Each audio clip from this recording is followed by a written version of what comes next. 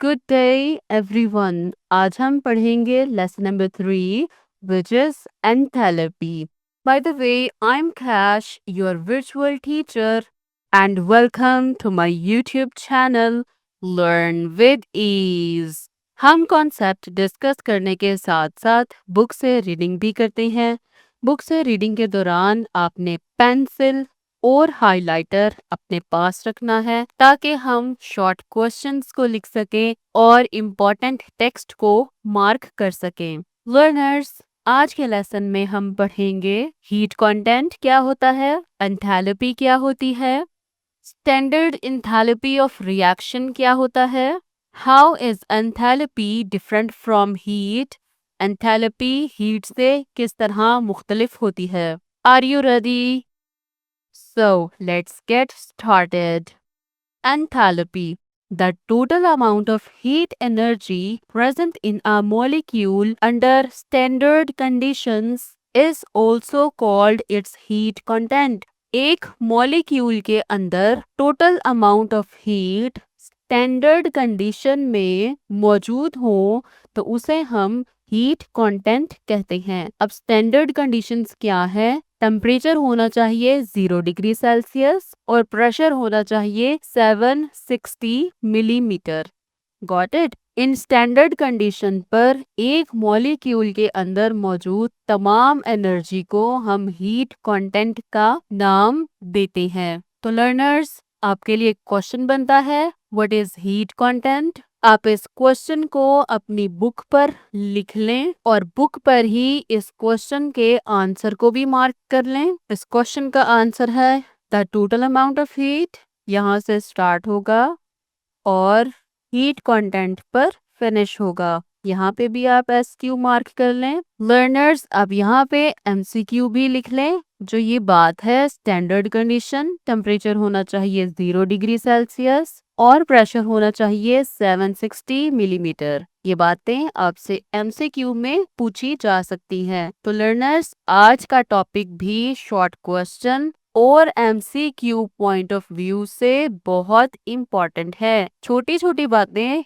याद रखने वाली हैं जो आपको काम आएंगी। Enthalpy is the measurement of energy in a thermodynamic system. Enthalpy energy की मेजरमेंट है किसमें? किसी भी थर्मोडायनामिक सिस्टम में। इसको प्रॉपर वे में डिफाइन करते हैं। एंथैल्पी किसी भी थर्मोडायनेमिक सिस्टम में एनर्जी की मेजरमेंट को कहते हैं। यहाँ पे आपके पास एंथैल्पी की एक और डेफिनेशन आ गई है। आप क्वेश्चन नोट कर लें, व्हाट इज एंथैल्पी? क्वेश्चन का आंसर अब यहाँ से स्टार्ट करेंगे। Enthalpy is the measurement of energy in a thermodynamic system और यहाँ पे फिनिश हो जाएगा। लर्नर्स, प्रीवियस लेक्चर में हमने एंथैल्पी की डेफिनेशन पढ़ी थी। बात एक ही है लेकिन अल्फाज का चुनाव मुख्तलिफ है। The amount of thermal energy stored in a compound, एक कंपाउंड में जितनी भी थर्मल एनर्जी स्टोर होती है उसे एंथैल्पी कहते हैं। The unit of its measurement is kilojoule पर मोल। एंथैल्पी का यूनिट होता है किलोजूल पर मोल। जब आपसे क्वेश्चन पूछा जाए व्हाट इज एंथैल्पी, तो आपने कोशिश करनी है इन दोनों आंसर्स को आप लिख दें विद यूनिट। इससे एग्जामिनर को भी नहीं कंफ्यूजन होगी, उसे पता होगा स्टूडेंट को दोनों आंसर आते हैं। Got it? The quantity of enthalpy is equal to the total heat content of a system.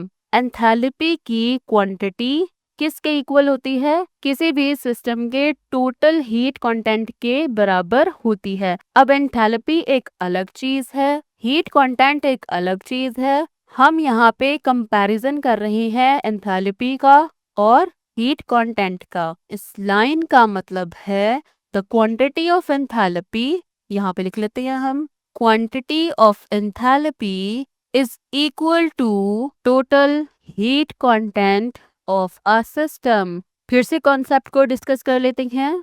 Enthalpy और हीट कंटेंट दोनों अलग अलग चीजें हैं। यहाँ पे हम एंथैल्पी और हीट कंटेंट का कंपैरिजन कर रहे हैं। क्वांटिटी ऑफ एंथैल्पी बराबर होती है किसी सिस्टम के टोटल हीट कंटेंट के। Got it? ये बातें याद रखने वाली हैं, आपसे एमसीक्यू में पूछी जा सकती हैं। Enthalpy of a system is represented by capital H। किसी भी सिस्टम की एंथैल्पी को हम कैपिटल H से रिप्रेजेंट करते हैं। लर्नर्स, अब आप हाईलाइट करते जाएं, ये बातें आपसे एमसीक्यू में पूछी जा सकती हैं। किसी भी सिस्टम की एंथैल्पी को हम कैपिटल H से रिप्रेजेंट करेंगे। While the change in enthalpy which a system undergoes is represented by delta H। Change in enthalpy को हम डेल्टा H से रिप्रेजेंट करते हैं।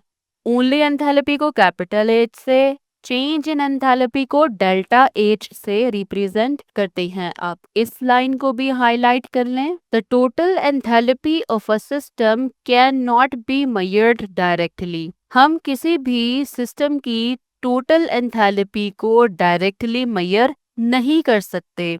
ये भी एमसीक्यू है, आप इसको एमसीक्यू के तौर पे मार्क कर लें। ये आपसे क्वेश्चन भी पूछा जा सकता है, हम एक सिस्टम की एंथैल्पी को डायरेक्टली मेजर क्यों नहीं कर सकते। इस क्वेश्चन का आंसर वीडियो के एंड पर मौजूद है।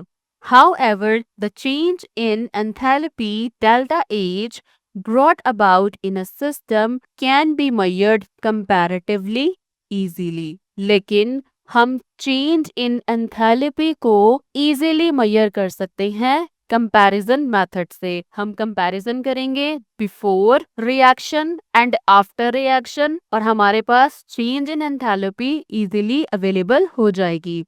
In chemistry, the standard enthalpy of reaction delta H naught is the enthalpy change when reactants in their standard states undergo reaction to produce products in their standard states। Chemistry में standard enthalpy of reaction वो enthalpy change है जिसमें reactants standard state के अंदर reaction करते हैं और standard states के अंदर रहते हुए ही प्रोडक्ट्स को बनाते हैं। स्टैंडर्ड कंडीशंस क्या है? टेम्परेचर 0 डिग्री होना चाहिए और प्रेशर 760 मिलीमीटर होना चाहिए। These are standard conditions. Learners, यहाँ पे आपके लिए एक और क्वेश्चन है।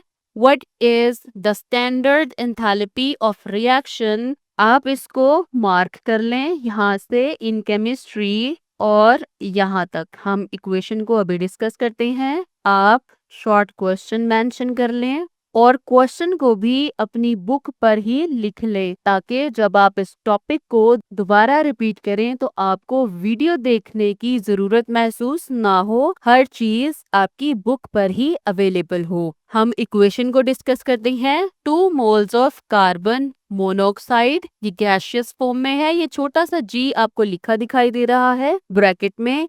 ये आपको किसी भी रिएक्टेंट की स्टेट को जाहिर करता है कि वो जो रिएक्टेंट है वो गैस फॉर्म में है, लिक्विड में है या सॉलिड में है। कार्बन मोनोऑक्साइड के 2 मोल्स गैसियस स्टेट में हैं और वो रिएक्ट करते हैं ऑक्सीजन के 1 मोल के साथ और ऑक्सीजन भी हमारे पास गैस फॉर्म में है। कार्बन मोनोऑक्साइड और ऑक्सीजन रिएक्टेंट्स हैं। आप ये भी अपनी बुक पर लिख लें।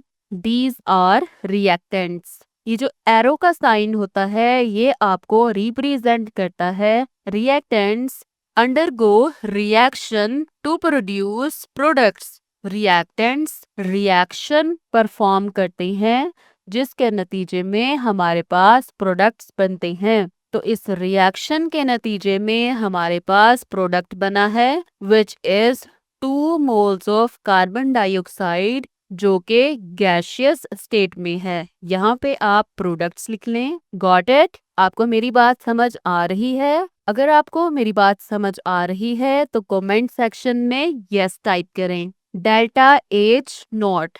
डेल्टा H नॉट का मतलब होता है स्टैंडर्ड एंथैल्पी ऑफ रिएक्शन। इस रिएक्शन के दौरान हमारे पास एनर्जी चेंज कितनी आई है? -566.0 किलो जाउल।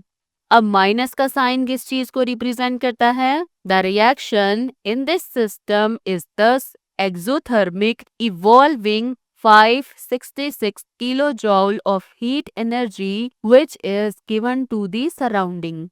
ओवरऑल जो ये रिएक्शन है ये एक्सोथर्मिक रिएक्शन है। इस रिएक्शन के दौरान 566 kilo joule of energy system से सराउंडिंग में निकली है, या यूं भी कह सकते हैं सिस्टम से निकल कर सराउंडिंग में दाखिल हुई है। ये माइनस का साइन रिएक्शन के एक्सोथर्मिक होने को रिप्रेजेंट करता है। Got it?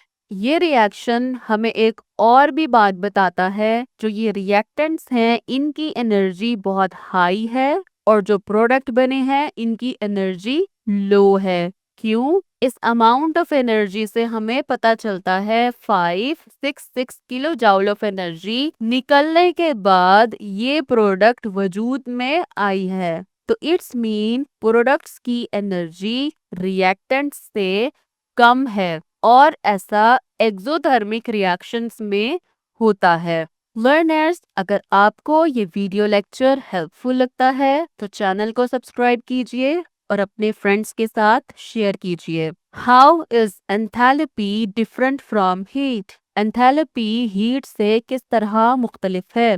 लर्नर्स, ये आपसे एज इट इज क्वेश्चन भी पूछा जा सकता है और इसमें से बहुत सारी बातें आपसे एमसीक्यू के तौर पे भी पूछी जा सकती हैं। Heat is a form of energy that flows from hot body to a cold body. Heat energy की वो किस्म है जो एक गर्म बॉडी से निकलकर ठंडी बॉडी में एंटर होती है because of a difference in temperature. Temperature के डिफरेंस की वजह से। We measure heat in joules.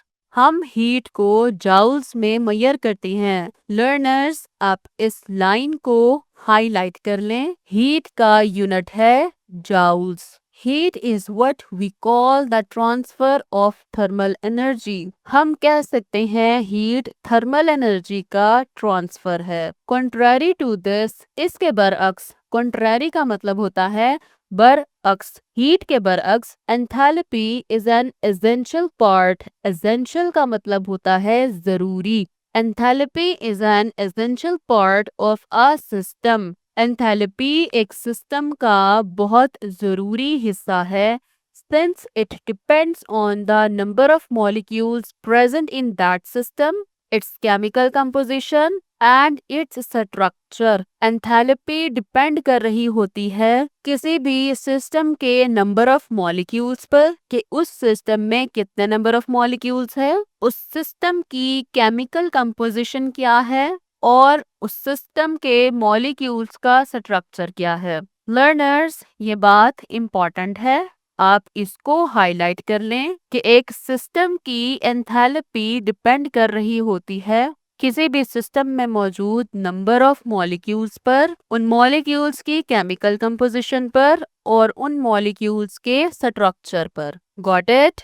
Heat is not essential part of a system. Heat किसी भी सिस्टम का जरूरी हिस्सा नहीं है। It just comes and goes. Heat किसी भी सिस्टम में एंटर होती है और निकल जाती है। When heat leaves और एंटर्स अ सिस्टम, जब हीट किसी सिस्टम में एंटर होती है या बाहर निकलती है, it results in a change of enthalpy. तो हीट के किसी भी सिस्टम में दाखिल होने या बाहर निकलने से एंथैल्पी में चेंज आता है। At a constant pressure, the enthalpy change is equal to heat evolved or absorbed.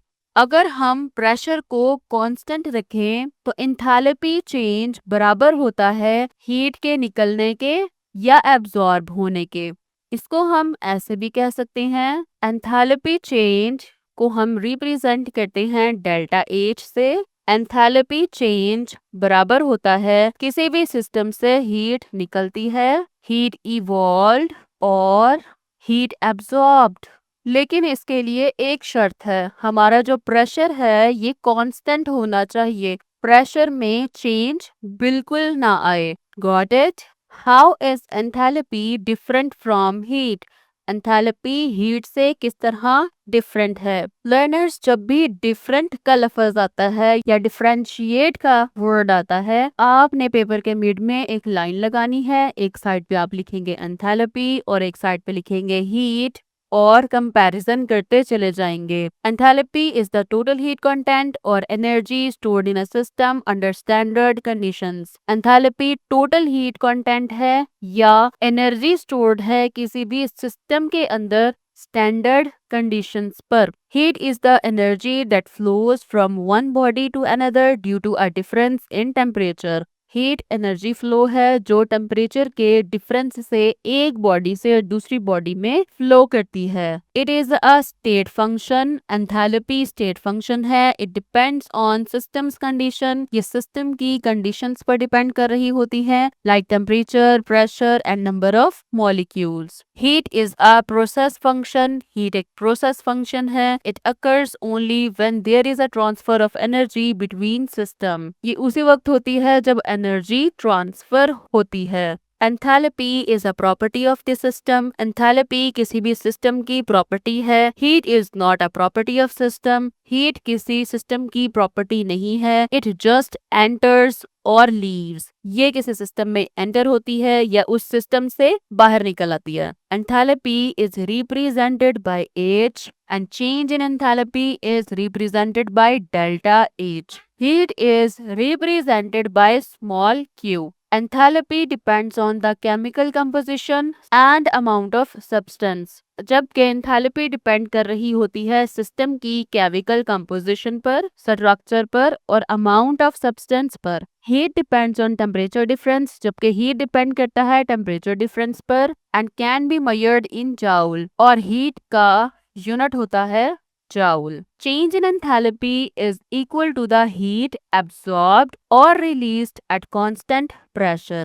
Change in enthalpy बराबर होती है कोई भी सिस्टम कितनी हीट एब्जॉर्ब कर रहा है या रिलीज कर रहा है और प्रेशर कांस्टेंट होना चाहिए। Heat is the energy in transit and is not stored in the system. Heat energy transfer होती है या सिस्टम में दाखिल होगी या बाहर निकलेगी। हीट सिस्टम में कभी भी स्टोर नहीं हो सकती। लर्नर्स, टॉपिक के एंड पे एक छोटी सी एक्सरसाइज आपको दी गई है। आइए इन क्वेश्चंस को सॉल्व करते हैं। Can energy be transferred in a form other than heat during a chemical reaction? क्या एनर्जी हीट के अलावा किसी दूसरी शक्ल में भी ट्रांसफर हो सकती है? The answer is Yes, energy can be transferred in other forms. Energy दूसरी forms में भी transfer हो सकती है, such as light, sound और electrical energy during a chemical reaction. एक chemical reaction के दौरान energy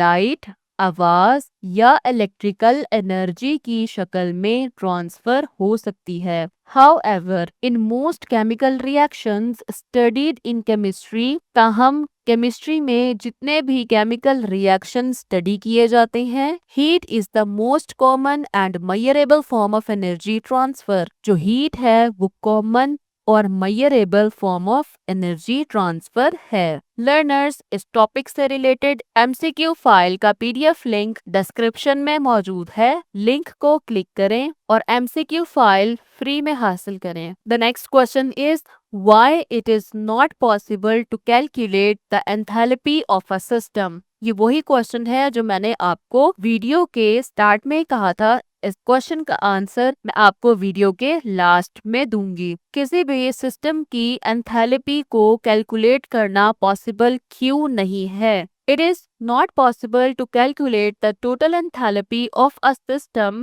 because it includes all the internal energy of the molecules which cannot be measured directly. किसी भी सिस्टम की टोटल एंथैल्पी को major करना इसलिए पॉसिबल नहीं है क्योंकि जो टोटल एंथैल्पी होती है वो बराबर होती है उस सिस्टम में मौजूद तमाम मॉलिक्यूल्स की एनर्जी के, और हम इन तमाम मॉलिक्यूल्स की एनर्जी को डायरेक्टली मेजर नहीं कर सकते। However, the change in enthalpy during a reaction can be measured. ताहम हम चेंज इन एंथैल्पी को एक रिएक्शन के दौरान मेजर कर सकते हैं because it reflect the difference in heat content between reactants and products.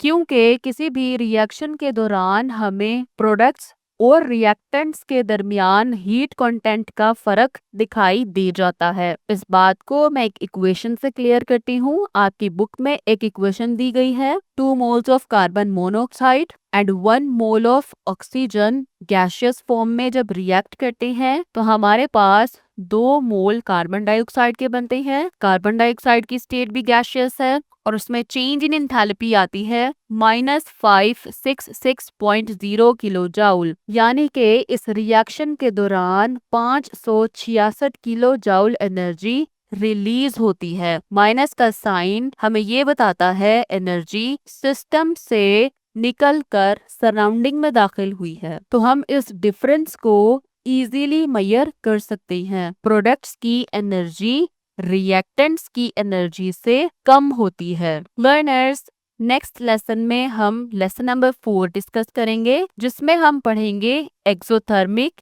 And endothermic reaction. Stay connected with us. Good luck everyone.